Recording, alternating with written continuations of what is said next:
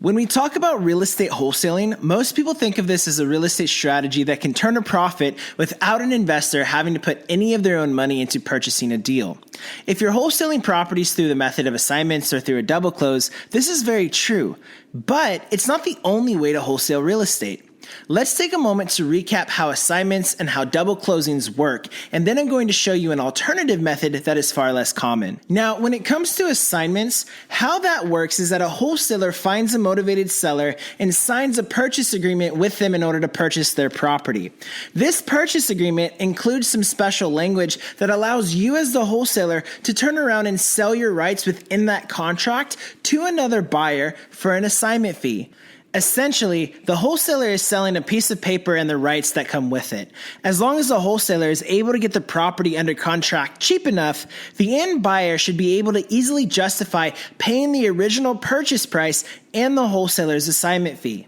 The biggest advantage with this method of wholesaling is that the wholesaler doesn't have to tie up any of their own money in the transaction. They earn their profit by simply finding a motivated seller and an end buyer and putting them together.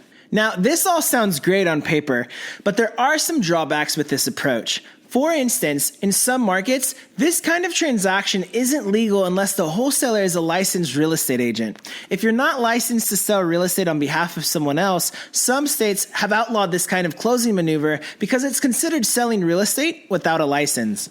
Another drawback to consider when it comes to assignments is that it also requires very good communication between the wholesaler, the seller, and the end buyer. If the seller doesn't understand that the original buyer isn't actually the person buying the property, they could, understandably, get spooked and back out of the deal. Also, it's important to note that when it comes to assignments, the end buyer will always know how much money is being paid to the wholesaler because this has to be disclosed when the buyer signs the assignment agreement, allowing them to assume the wholesaler's position in the original purchase agreement with the seller. If it just so happens that the end buyer is turned off by how much they're paying the wholesaler for just putting the deal together, this could jeopardize the transaction. It is certainly possible to wholesale through assignments in many markets in a way that is ethical, legal, and profitable.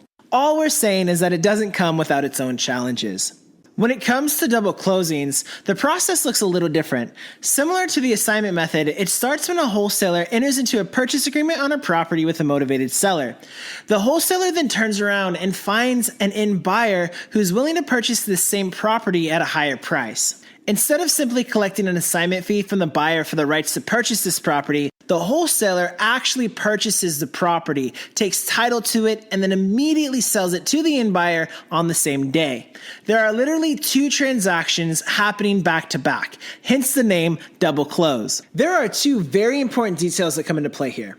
First, because there are two closings and the end buyer is only involved with the second one, they never have to see the documents or understand the details involved with the original seller.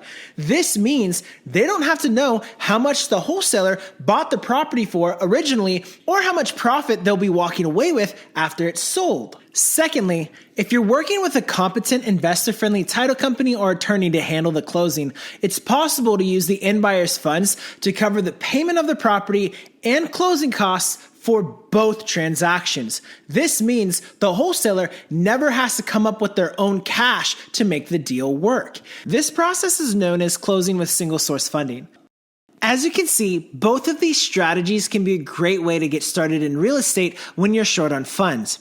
But unfortunately, either way you go, there are still some major drawbacks. Whether you wholesale through assignments or through the double close, you never actually own or control the property prior to closing. This makes it much more difficult to get potential buyers inside in order to conduct walkthroughs and due diligence. It can also be a challenge to market the property because if the original seller finds out you're selling the property for a higher amount or adding a fee on top of the price that you've agreed with them on, it might cause them to demand more money or back out of the deal altogether. Open communication can avoid a lot of these obstacles, but in the end, because this original seller is still involved in the process, it can cause some major issues. That's why the third method of wholesaling through a traditional close is so appealing. With this method, you simply enter into a purchase agreement with a motivated seller, close on it, take title, and then market it for sale for more than you bought it for. When you wholesale through a traditional close, it gives you total control of the property.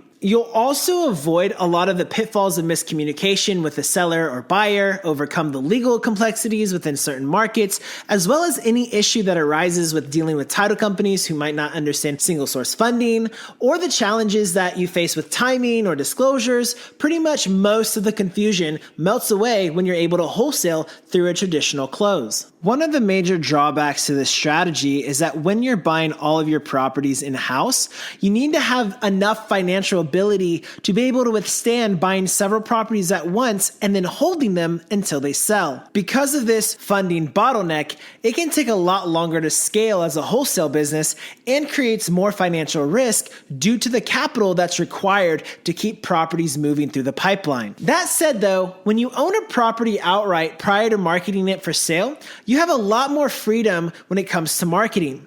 With every other method of wholesaling, you are at the mercy of what the seller will allow you to do. But when you own it and another seller isn't involved, you can pretty much do whatever you want. Some examples of this might be putting a lockbox on the door of the property so it's convenient for potential buyers to conduct walkthroughs and due diligence. Or maybe you can place for sale signs in front of the yard, or get professional pictures taken so you can list the property on several websites for more exposure. Since you have the luxury of time and access, you may even be able to sell your properties for more money or on terms that will provide a much greater benefit to you. The bottom line is that all three methods of wholesaling can work. They each have their pros and cons, but you need to weigh the options to determine which will provide the most benefits to you and your unique situation. None of the information in this video should be interpreted as legal or financial advice, and we encourage you to seek legal counsel before you attempt any method of wholesaling. For more tips, tricks, and real-world guidance on how to crush it as a real estate investor, come and join us over at retipster.com.